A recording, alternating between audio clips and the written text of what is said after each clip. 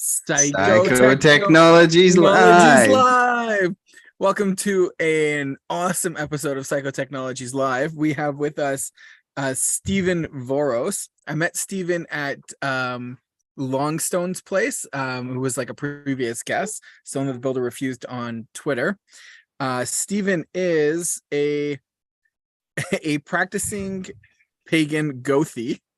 And he is currently the spiritual leader of a Viking Eastern style reenactment and combat group in Ontario being the province in Canada in which I reside. So Stephen, I know what the word Ontario is, but the rest of the words I don't really know what those are. So can you walk us through what a Gothi is, what paganism is, what the spiritual leader does? I know what Vikings are in old times, but like how does that exist today? What is Eastern style? Like, is it all Vikings just the same people? And like combat group stuff too, I guess is pretty cool. Sure. So just like tell us everything. Okay, so let me start at the beginning there. A Gothi is an Old Norse word for a shaman. And I do very much the same thing. It's just a way that, or it's the word that we use to refer to our spiritual leaders in Asatru specifically. Asatru being a subgroup of paganism. So you have to think that we have names now for religions that didn't feel like they needed a name back then. Paganism's a blanket term. It's an umbrella term. The Christians started using it to refer to anybody that was going to hell. And a lot of pagan groups decided to use that word in an empowering way as opposed to a negative way. So other pagan groups would include Wiccans, they would include Kabbatism, they would include Satanism. I'm an Asatru, Asatru being the word that we use to refer to the Germanic religions of the Vikings. And then the next thing that you asked me is, what was it? Eastern style. What is that? Eastern style refers to the type of combat that our reenactment group does. So people might be familiar with the term HEMA, historical European martial arts. This is sort of a sister fighting style of HEMA. We use real steel weapons, real steel armor, and break real bones. All the time or only sometimes? I've been doing this for 4 years by accident. Okay, doing this great. for 4 years now. I broke a toe, I broke a bone in my hand, and I broke 2 ribs. And this usually from someone doing something stupid or not paying attention. And we try real hard to be safe at this. There are no hit zones. We can't bash someone in the back of the head when they're not looking. It's just not safe. We don't thrust our sword tips at people's eyes because they'll just get killed. But we do use real hardened steel weapons against real hardened steel armor. And you have to be able to accept that you're going to get bruised. Whereas Western style would be a lot more finesse. It's more about maneuvering, less about contact. They do a lot of tapping, and that's enough so that there's less injuries. But a lot of times there's more injuries because people get really overconfident with Western style fighting that they don't feel the need to wear armor. Because like Eastern, you're gonna get no like contact smacked hard, so you gotta like stay on your toes. You have to wear the armor. You cannot participate with armor. But in Western style, a lot of people don't even wear helmets because they're just like, oh, we won't hit you in the head. What do you mean you won't hit me in the head? I'm just got to take your word for it. It happens by accident. You can see there's YouTube videos of Western style accident, right? In hospital, serious injury. But with what we do, a lot of it's hand, foot injuries that recover.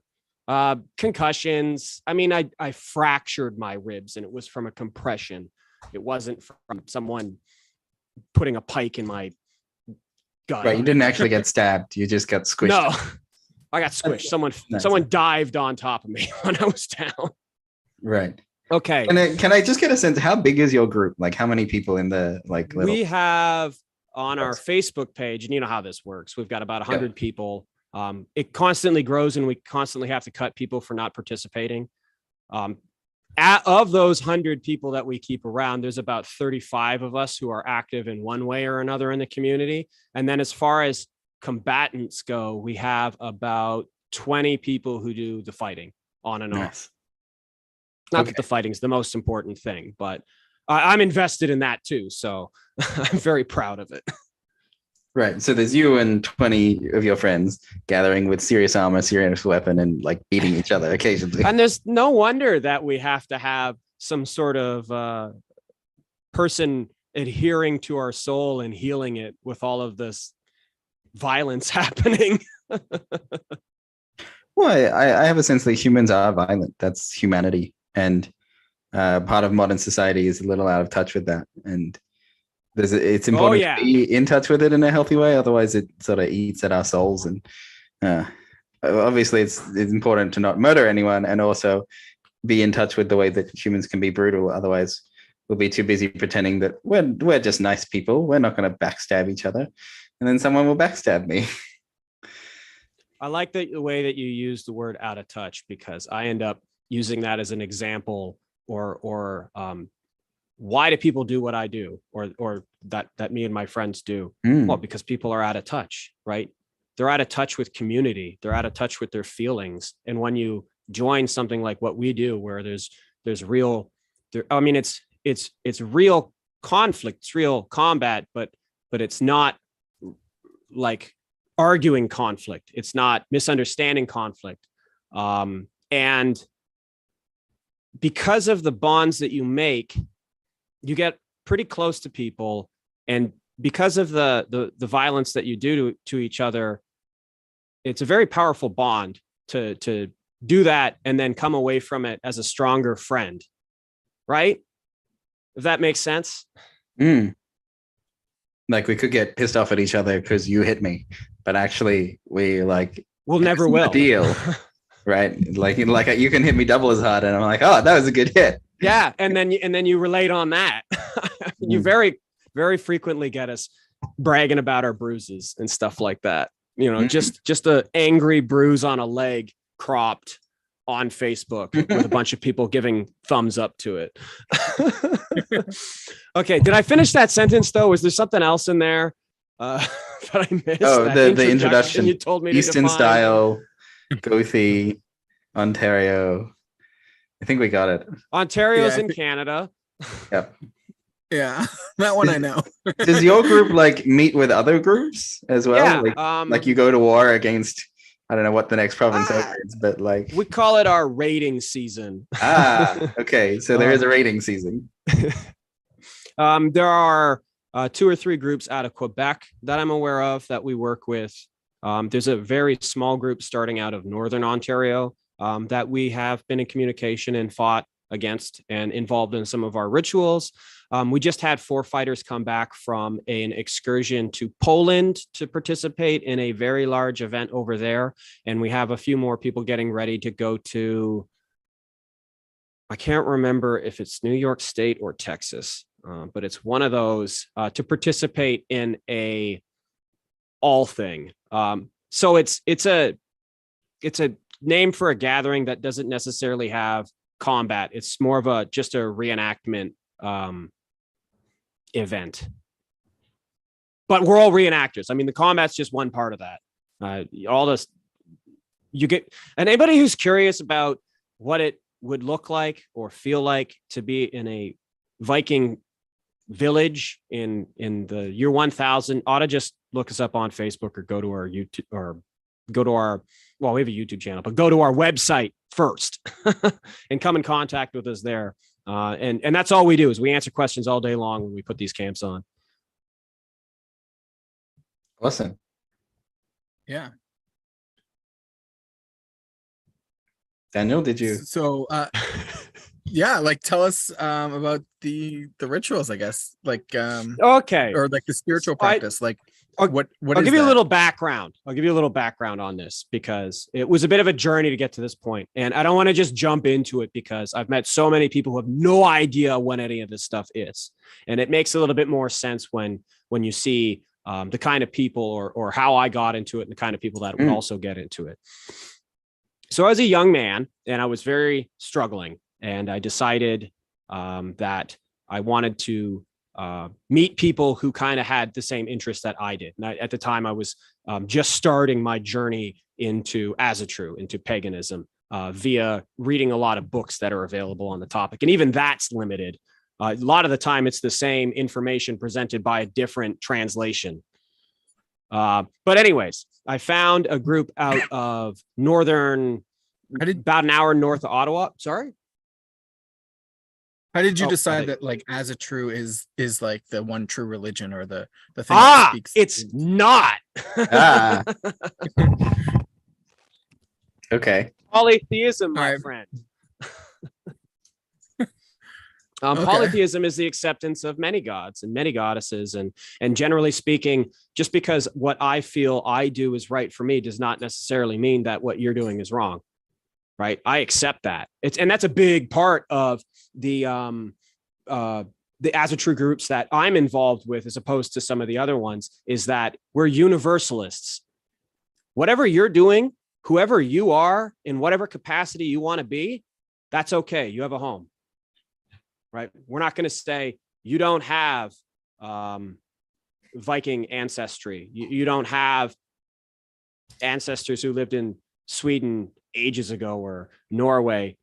That's okay. You've come to this way of thinking and to this community, and I accept you no matter who you are or what you do, provided you don't promote hate.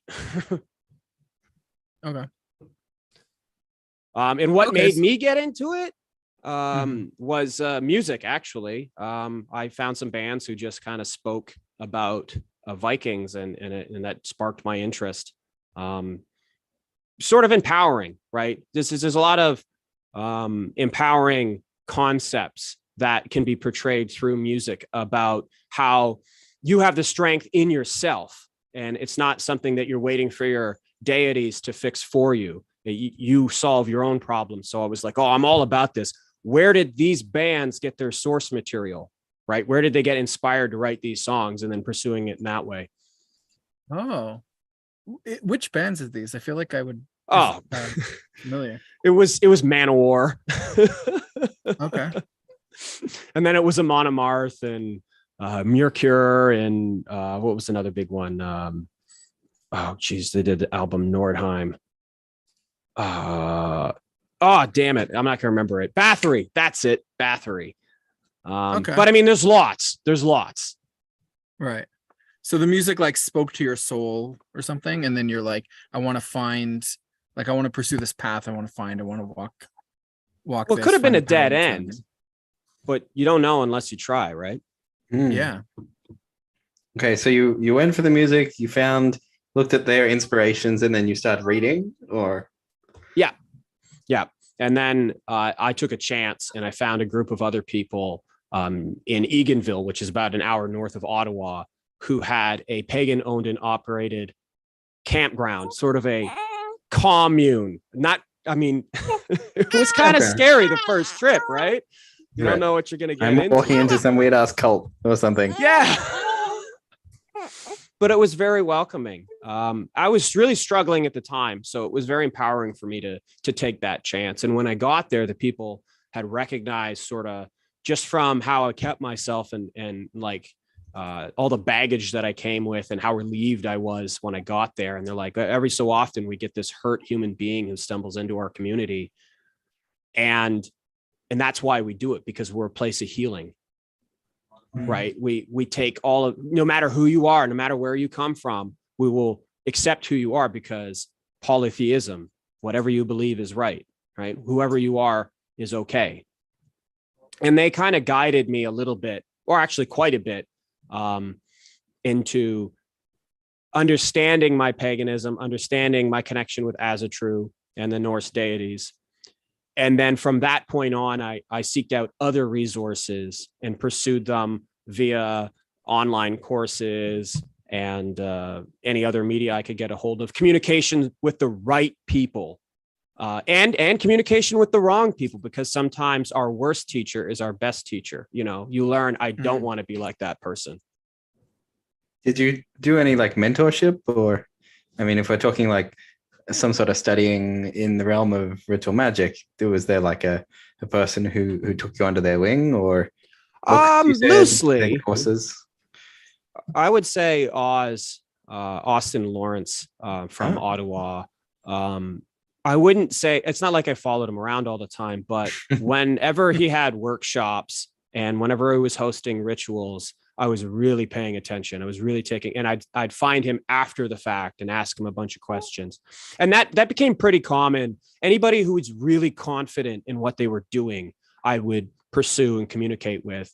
And a lot of these rituals that we end up recreating are what we need now versions of them.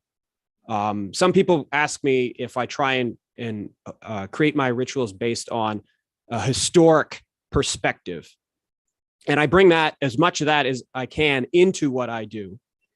But I look at the needs of the people today and cater towards that, because this is about healing. It's not about accuracy.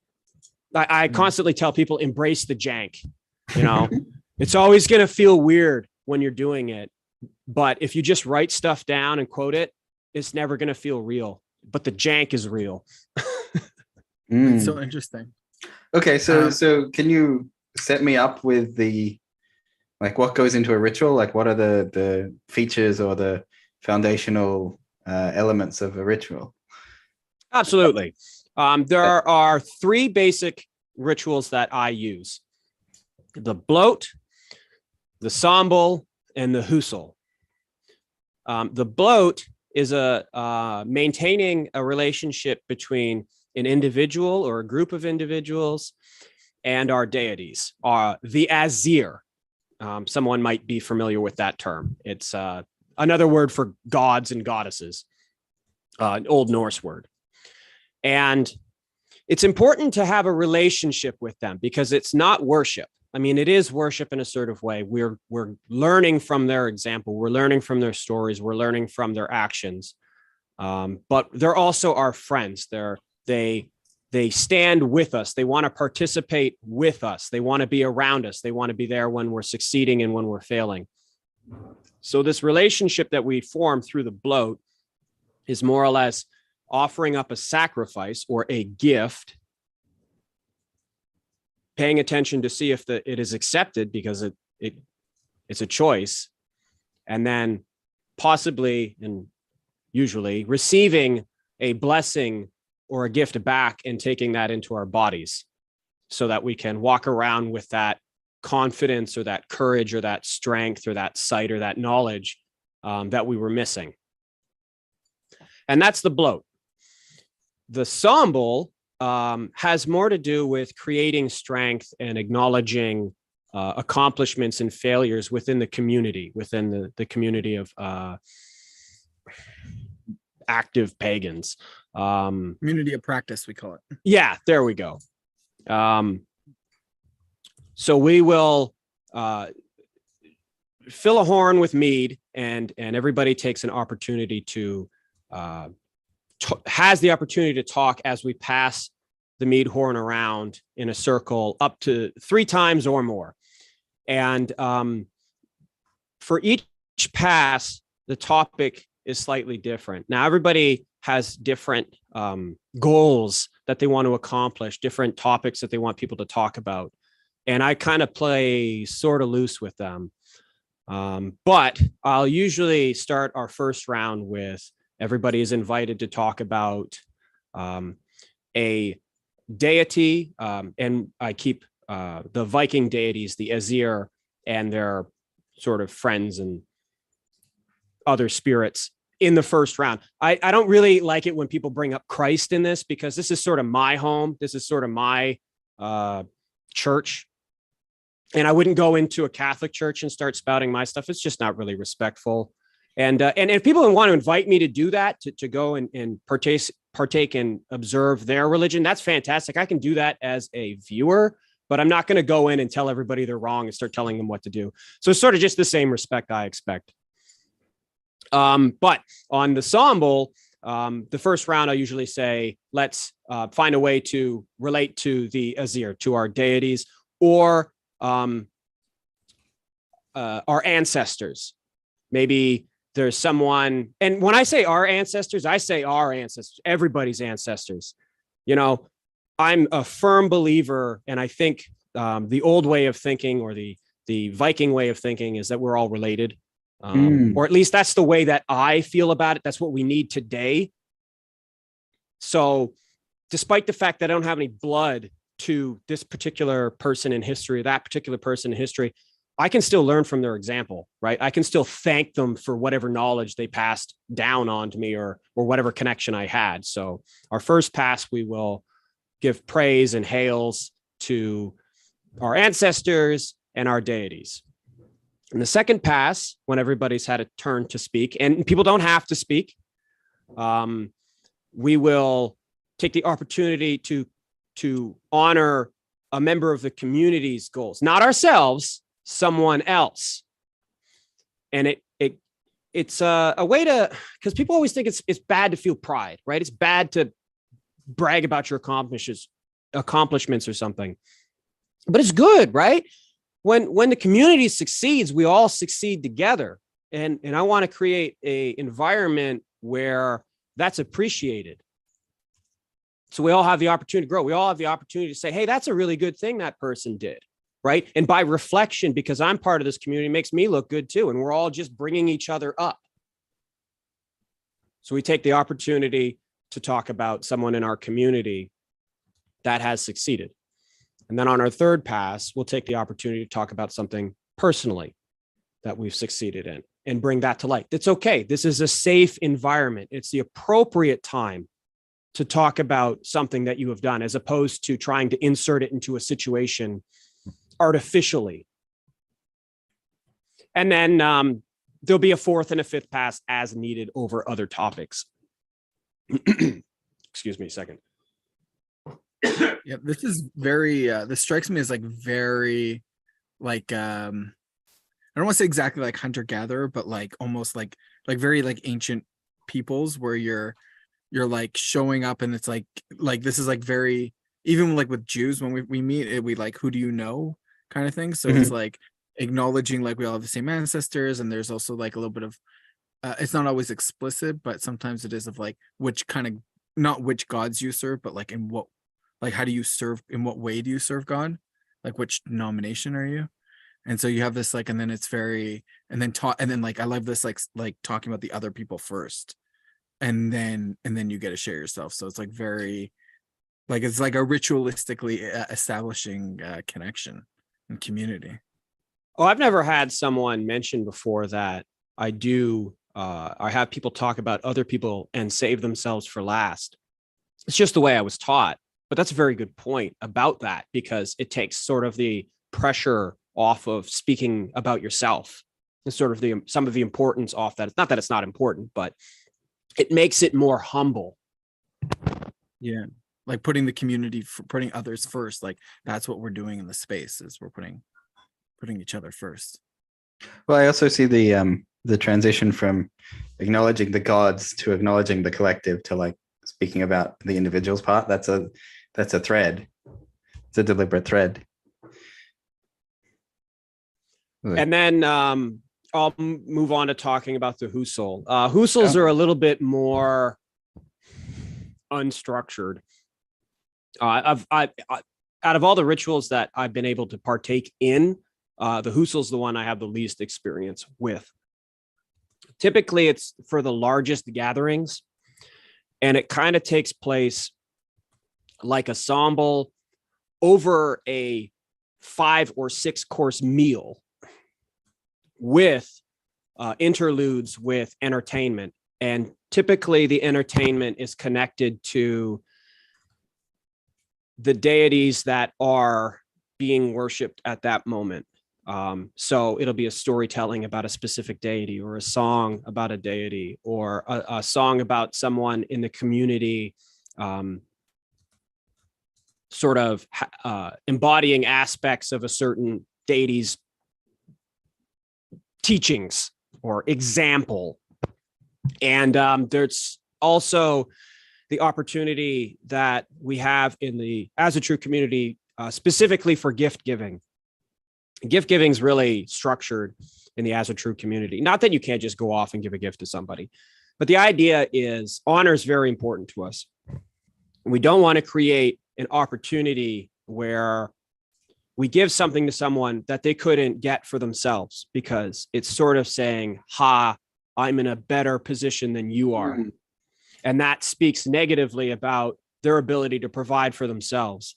So you typically only give a gift that someone could get for themselves. There's a lot of structure to it. Oh, geez. I don't know if I could go into it in any more depth without explaining some other concepts. This is super interesting. The idea that there's a process to respectful gift giving is fascinating. Like, I love it. Like Indian gift giving, or there's where you have to give it 3 times before it's accepted or something culturally. But I don't know if that's a strict rule or if it's just lots of people do it. I really like it because it takes the materialism out of gift giving, and it becomes more about a connection between the community.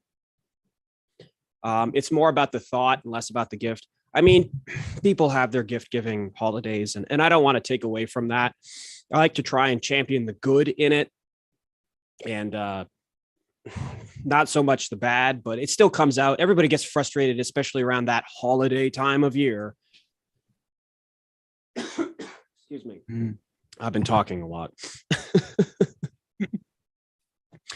So I think what I'd like to do, if I was going to illustrate a ritual, and if it's okay with you two fine gentlemen. Yeah, I'm interested. Daniel's by the firelight over there. Yeah, I got a little I'm in the candle. galaxy. We're all like ready. I typically include a bloat and Whosle, or Somble, sorry, a bloat and Somble together. Because a bloat can be a long, structured ritual, but it doesn't have to be. It can be quite quick if you need it to be. A lot of these rituals are very practical. A lot of stuff about Asatru is very practical. People want to buy all the fancy stuff, and it makes them feel closer to their religion. But it's all internal.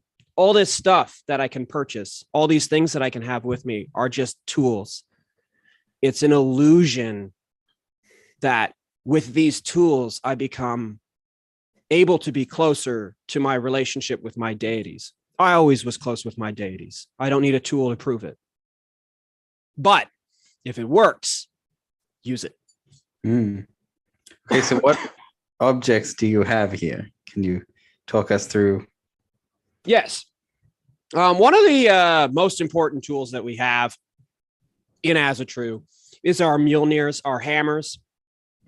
A lot of the stories on the Pros Edda and the Elder Edda, sort of our key sources, have stories where the blessings are done by Thor's hammer. So we implement that as well. I have my bloat bowl to receive offerings and hold them until I can dispose of them in an appropriate manner, i.e., usually you put them in a river somewhere away in nature or burn them in a fire. They're not meant to be held onto. They're meant to be absorbed by the earth. It's just sort of a way that you can see it. I mean, fire is really good because you can literally see it float up towards our deities. But being absorbed by the earth is the same as well. And lastly, I have a figure of Odin that I've decided to highlight for this particular ritual. There are many deities. Oh, man. I'm sorry about that. There are many gods and goddesses. I typically have 7 that I'm more connected with than otherwise. Odin, Thor, Tyr, Frigga, Idun, Sol, and Mani. But I mean, if you look up a family tree of all of them, it's extremely tall. And that's fine. I've heard people express connections with the Norse deities as proxies for other religions and connections. I've seen people use Odin or Thor as a proxy for the Wiccan male deity, and Freya or Frigga as proxy for the female deity in Wicca. I've heard people make connections between Baldur and Christ. I don't personally feel that way. I don't have my energy being sent out that way because this is my faith. But I'm trying to work harder at not becoming involved with other people's personal relationships with their deities, because it's personal, right? So to begin this ritual, I'm going to have to cleanse the area, which I will do by sort of blessing in opposite directions and invoking my deities and my ancestors and spirits to this area. Excuse me. And then I will have an offering that I give to Odin specifically in this example, and just take a moment of silence to observe if I have any negative response, i.e.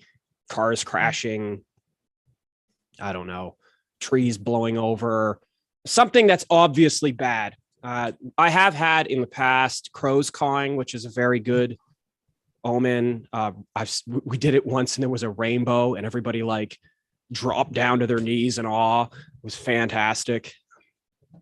If the offering is accepted, I will raise, I suppose, this drink because I forgot to get a horn of mead, and ask for any gifts that they have for myself. And I guess you guys want to accept any positivity coming your way? I'm open. Yeah. Okay, then in spirit as well. One note that I will make is that not everybody drinks, and we typically use mead as a vessel for accepting gifts. And there's this great story where a Christian is invited to a pagan ritual. I can't remember exactly the story, but he doesn't want to take it. So they just let him smell the offering, and that's enough to like satisfy both parties, so that the Christian doesn't have to acknowledge that he was involved in a pagan religion, and the pagans are happy that he participated in a way, right? So now when we do this, we have people just smell the offering, and that's enough to just be like, oh, the minimum is required. But we also sometimes use tea if there's enough people there that don't want to imbibe in alcohol. But most people do. And then when we get our offering ourselves and we take it in and all is good, we will proceed to Somble. And so this is where you two either choose to participate. Again, we will do our, maybe there's something that you'd like to have some or someone you'd like to talk about and acknowledge their accomplishments. Maybe there's a something that you've done recently that you would like to have acknowledged and take pride in, because that's a good thing. Taking pride isn't always a bad thing. And maybe there's an ancestor that you can reflect on, and in this moment you're appreciative of a certain lesson that you have received and has been used in your life. And if not, then you can just pass. Okay. Is there any questions before I get started? Oh my God, this is a mouthful. No, I'm right here with you. I totally get it. Okay, so this is a very simplified version. Normally I would burn incense and do little chanting and stuff like that, have a ritual bath and get myself all prepped, but I wasn't expecting to do the whole shebang in front of people. You don't want to see me bathe. Not on YouTube. It's a different website for that. Different website. Okay.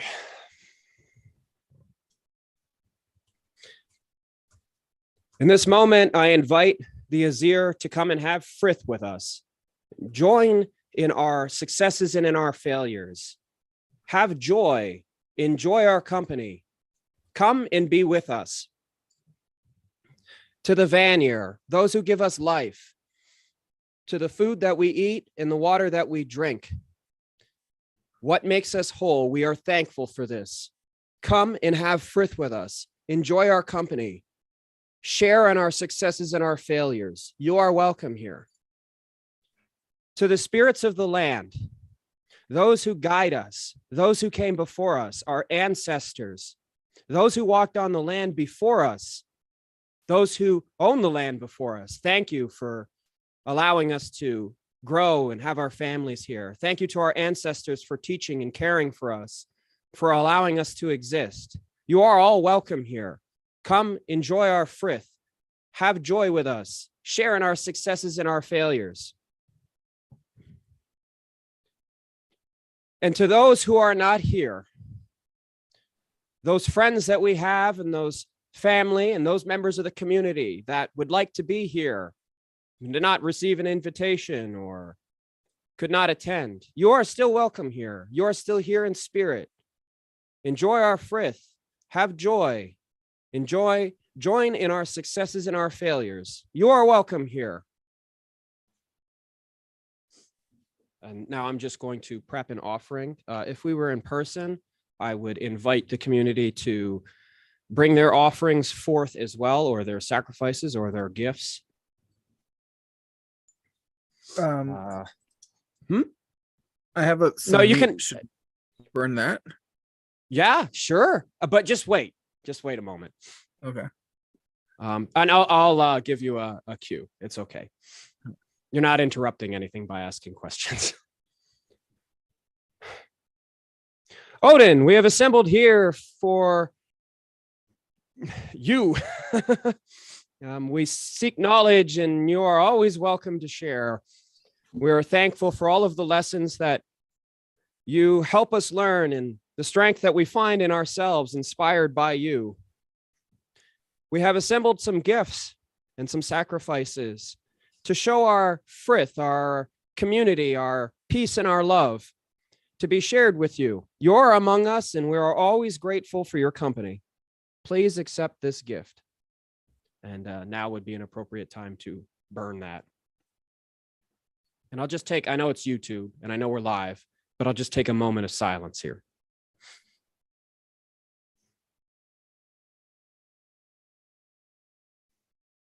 Our gift has been accepted. Of course, Thor wants to have, or Thor, well, he probably does too. Odin wants to have Frith with us. And our sacrifice has been accepted. So, Gibo, gifting, community. It needs to be reciprocated.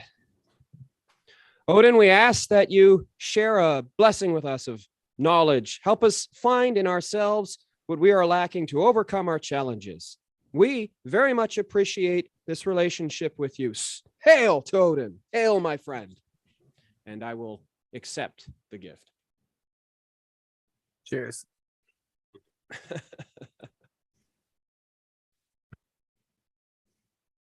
And now, while all of our ancestors and our friends and our deities are present, we shall have Somble. I forgot to bring a horn, but a vessel will suffice. So we're going to do the 3 rounds. We're going to talk about our ancestors, and I suppose I'll talk about my deities because this is my show. And then in the second round, we're going to talk about someone who isn't us. And our third round, we're going to talk about ourselves. Firstly, I want to hail to Tyr. Tyr's been giving Sig getting a lot of support this year. Tyr the one-handed, Tyr the one who raises Fenrir, Tyr the one who identifies as the courageous god, as the solemn leader, as the quiet one, as sacrifices are something that we make every day. And it takes a lot to be the person to put others' needs above your own. So hail to Tyr. Hail. Hail. Hail. There we go. Hail to Loki, the god of Go ahead. bad reputation, but the first to see the paradigm shifts and the first to take action leads the way and gives us rights and confidence to follow. Hail. Hail. Loki's always a gray area. It's sort of a taboo, but you don't know that, so go ahead. Well, that's the idea, right? Like of course he's taboo. Like, but very very Loki of him to be taboo. Yeah. Wouldn't have it another way.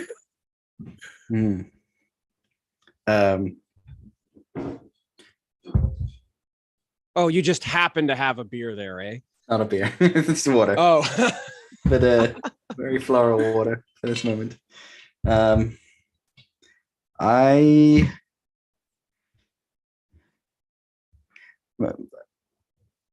would acknowledge the mysterious force as a force that is hard to name, but very pervasive in my life and the life of everyone. To the mysterious force. Hail. Hail.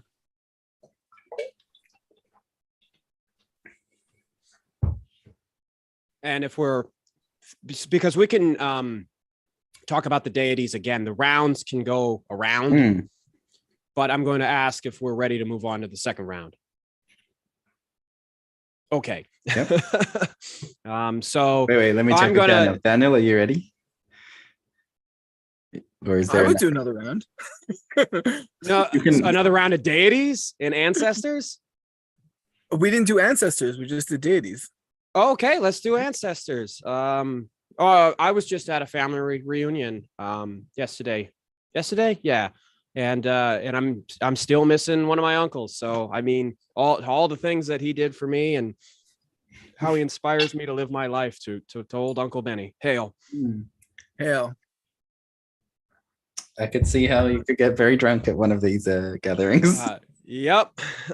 Just a couple more rounds. Embrace the jank. Yeah. Daniel? I am feeling the vibes. I'd like to do ancestors to my wife's ancestors, who's in the other room, and my child's ancestors. We're at the cottage that they used to bring my wife to growing up, and that's where I am, and that's the vibes I'm feeling, and that's the situation the land that I'm currently connected to. Hail. Hail. I have no living grandparents anymore, and my last grandparent died just a little bit over a year ago now, and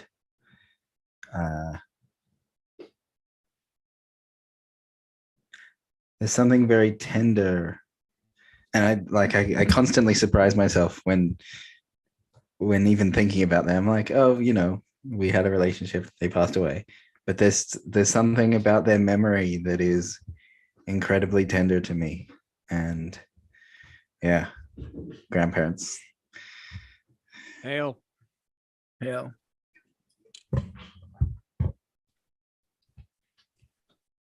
Okay, so I think we're ready to begin with the second round. I'm going to, and I've done this a few times, but he deserves all of the respect.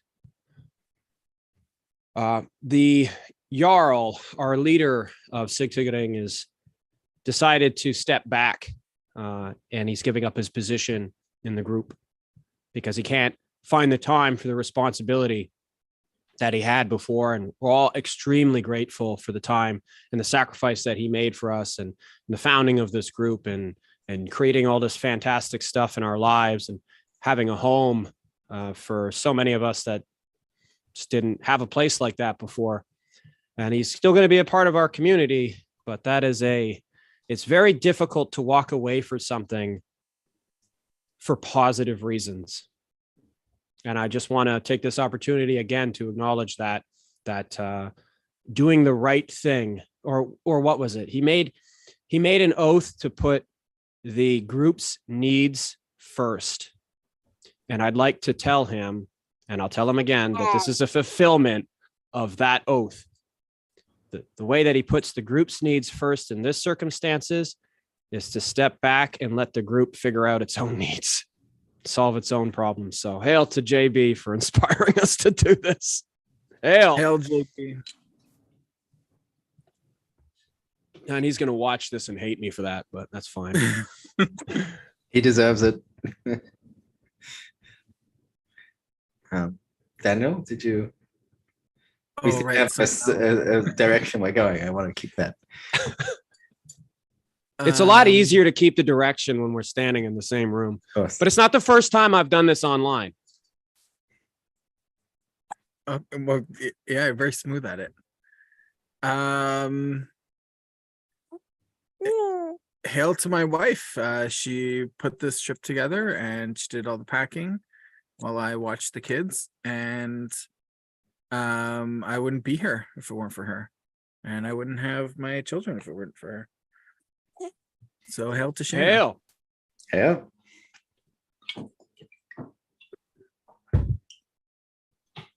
You beat me to it. I was gonna claim my partner also, Serene, who is in the other room doing her own thing, but she somehow puts up with me all the time. So I'm very grateful for that. Hail. I gotta change it so there's like a 1.5 round where everybody talks about their partners, because it's every time that comes up a lot. Yeah, yeah, it comes up a lot. Because you can probably hear me. Yeah, I've done it so many times that she probably just like stop talking about me. But I am grateful. Do we want to continue with this? Is there other people that you would like to talk about? Oh yeah, I got one. Can I just go, or like no order? Yeah, go ahead. I abstain from a second mention for this. I don't want to talk about my wife. She doesn't want me to talk about it. I want to hail Jason. He's the one that he invited me to his land, and that's where I met you.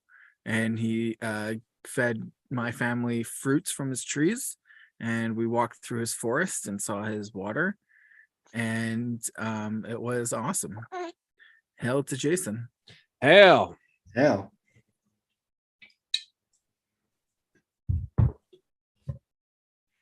I think I'll just pass this round. You can move forward. Okay.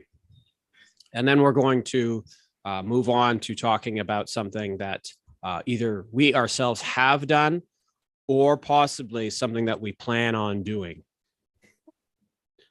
I guess I'll go first and say that I've taken on an oath to create Frith within my community at a advancement testing within Psychotechnologies. The members will know what I'm talking about. I don't need to get into details right now, but I'm owning that friggin' oath. By stuff like this, talking to complete strangers about what we do and why it's important and the benefits that it has. And that's Frith, right? Creating positivity where there wasn't any. Frith is all about that. So Frith I'm very... Frith is an old English word. I probably should have mentioned this way before we did any of this. Frith is peace. Frith is acceptance. Frith is understanding. Frith is community. The best way that I can define Frith is by an example. Everybody, well, not everybody, but most of us are blessed by having memories of being a child around a family and everybody's gathered there and it doesn't matter what's going on, but we're all just glad that we're there and we're all having a good time. That feeling is Frith. So I'm trying to create that wherever, right? Any way I can. Yeah, that's what I do too. There's your, what are we calling this? A psychotechnology. What was it? Yeah. Psychotechnologies. Yeah. I there do you this go. all the time. Where I'm like, oh, the people like keep asking questions. I'm like, stop asking questions. Just like enjoy the vibes. Like just be here with us and do the thing, and you'll get it. Or you won't, but you'll have a good time and live a good life. Well, you found another word for it. Yeah, well, I found the first word for it. Yeah. Oh, you didn't have the first one. I didn't have a word for it. Just like stop annoying me was my word. People, This one's I've better. also heard it referred to as hall joy, and that means, or like home joy. Hall, they call it hall joy because in the Viking way of thinking, it would be everybody gathers in the long hall, and when everybody's there, you have joy. And I suppose the modern interpretation of that would be home joy. Everybody's gathered into a home, in a backyard, having a barbecue, laughing. You see Like a people that, space. yeah.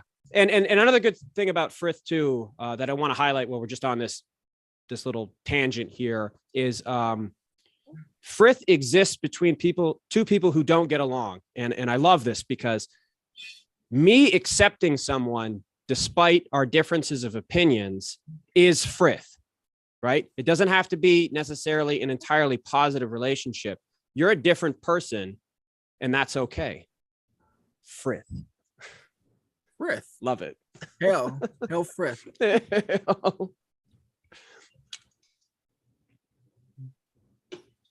And I lost where we were. We're And talking we're about up around ourselves. 3. Yes. Okay, Daniel, achievements that you'd like to talk about for yourself. Okay, yeah. This one's a little hard for me. I don't really like talking about myself online. People don't, feels but this is the appropriate, well, not really, we're on live on YouTube, but Round this is 3. an No, appropriate time. Yeah, I know. I committed to this, and here I am. So, I went to a networking event the other day, last week sometime, and I met a couple of people, and I met a bunch of people and set up a bunch of meetings for business I do. And it's like I kind of don't 100% know what I'm doing, so it's like very awkward for me, but I keep pushing forward and keep doing it, and as I do it, I learn how things are going. So I guess it's like kind of like I'm like committed to the frithness of it, because I know that if I keep going, things will work out well. And that was hard, and so I take meetings and kind of pretend like I know what I'm doing, and then they cue me, and then I know what I'm doing. Hell. Yeah.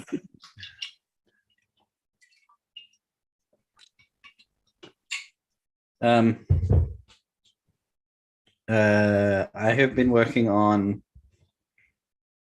I have recently discovered an energy.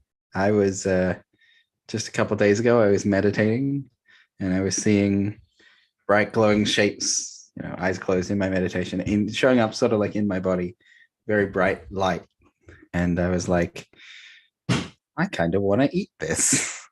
And which is, dead still in meditation, not moving. There's no like eat action. But I did something of a movement of grabbing the energy and putting it to like my face, or to the, like, I guess where my mouth would be.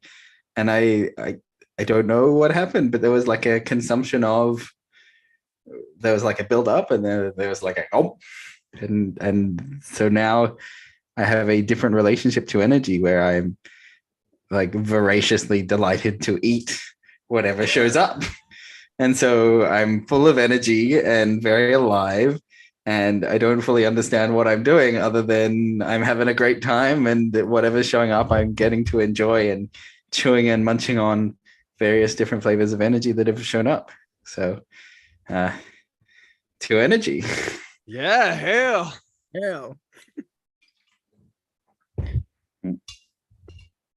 Okay. Well, I'm out of drink, so either I have to go to the fridge, or we're going to call this a day. This might be a good time to round up this. I'm starting to have to pee. Yeah. Ritual. Is there a completion, like a closing of this? Yes. Yeah. Because it's important to end. Otherwise, the deities just kind of hang around, and we all leave, and they're like, what the hell? Yeah. I tend to do that. To our ancestors and the land spirits, our friends who are not here, and our deities, to all who have gathered and enjoyed our company and have had Frith with us, we appreciate it. You are always welcome here. You are always welcome into our lives. But as for this specific ritual, let it be concluded. Hail! Hell. And that's pretty much what I do. I mean, it seems like you just bring joy to people. Like, it's amazing. Frith, bring Frith. There's a lot of wounded people that show up that need to be guided to the way, and this is sort of the best example to show them how traveling down this road is a positive experience is by illustrating this kind of a ritual. I mean, complete strangers just learned a bunch of personal things in a positive way about each other, and we all feel a little bit better because of it. That's it. I have a saying that the personal is the most universal. Like the story about me and like eating energy, everyone can like nod and understand and laugh about it, but the like trying to describe my community or like the gods, like it's a little bit harder to grasp. But everyone knows what it's like to like try out some energy or like learn a new flavor and get excited about your current chapter. Like the personal is so much more universal. Was there any questions anybody had or want me to go into anything deeper before we do we wrap this up at 9? Am I allowed to do this? Or is this like a sacred like you're allowed to do it? Do you need to be ordained? No, you can well I got ordained because sometimes people feel more comfortable if they have someone officially representing an idea or a group of people. And it's easier for me to approach someone and say, look, I'm confident because I have these credentials here. But before I got said credentials, I felt the same way, right? It didn't make me more able. It doesn't make my relationship more powerful. I might invest a bit more of my time personally, but you could just as well do the same damn thing, really.